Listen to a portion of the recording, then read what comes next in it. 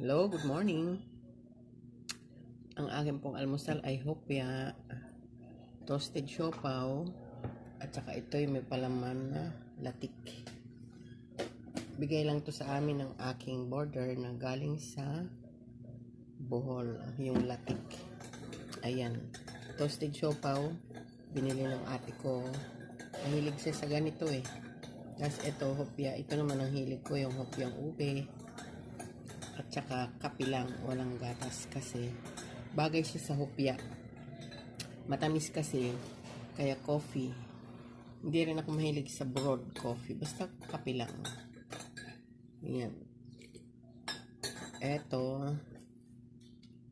almusal na. Minsan lang ako mag-almusal ng matamis. Sarap. Okay siya.